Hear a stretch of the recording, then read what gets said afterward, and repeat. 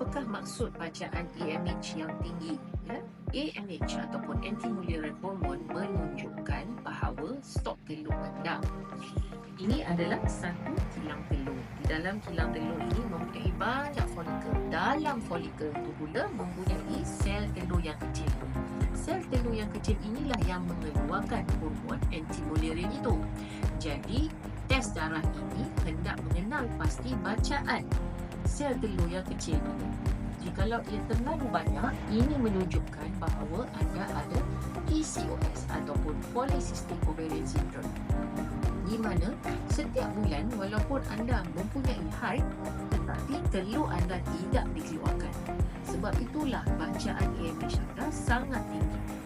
Ini boleh dibantu dan dirawat. Segeralah mendapat pemeriksaan AMH anda untuk mengetahui bacaan yang tepat.